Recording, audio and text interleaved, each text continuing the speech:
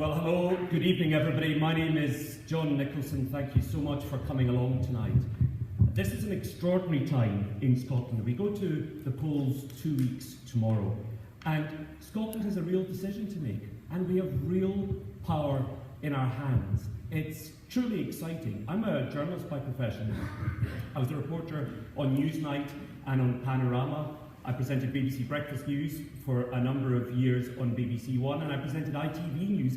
I've interviewed thousands of politicians over the years, so let me tell you, this is exactly the kind of election that Westminster politicians do not want. They don't want a hung parliament, because a hung parliament gives all of us power well after the day of polling. It will be impossible for the politicians in Westminster to ignore us.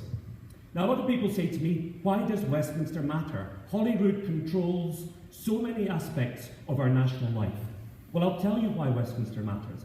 Westminster matters because Westminster controls the budget.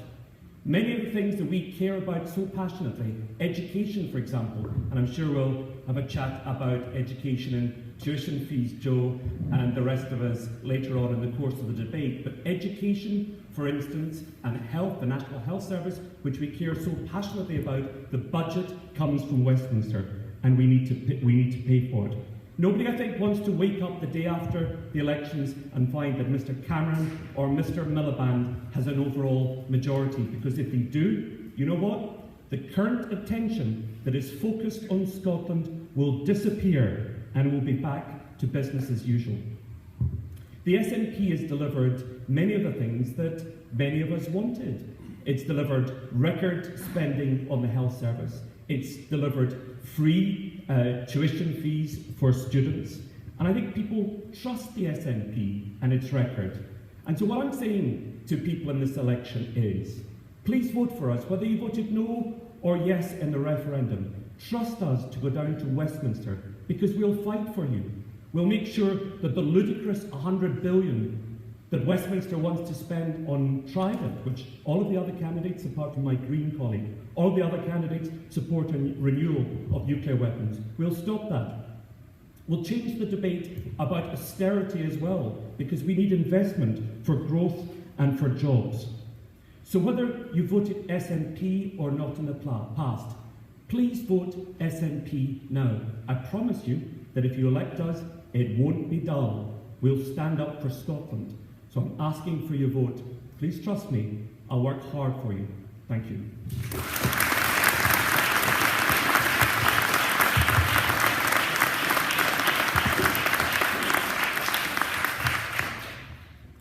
Well, it's lovely to be here this evening in Bishopbriggs Academy and to see so many people have come along to hear and discuss these issues of the day. I'm Jo Swinson, your Liberal Democrat candidate in this election, and I've had the great privilege of being your Liberal Democrat MP for Eastern Bartonshire over the last 10 years. It's particularly special for me to represent my home area, the place where I grew up, where I live now, and where I've lived for most of my adult life. And I've always tried my hardest to be a dedicated constituency MP, holding hundreds of advice surgeries, helping thousands of individual constituents, and playing an active role in the local community.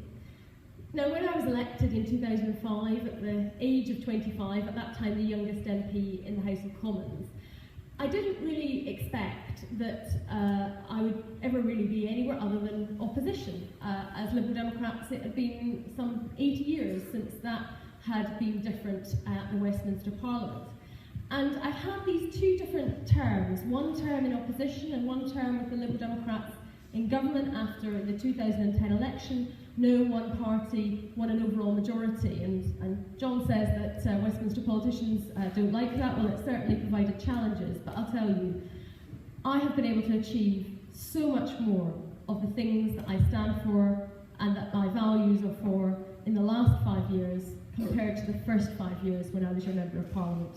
Because achieving change from opposition is possible, but it is incredibly difficult, and I think I can probably count on one hand the issues that we actually managed to change the government's mind on: the post office card account, climate change targets, Gurkhas, and a couple of other things.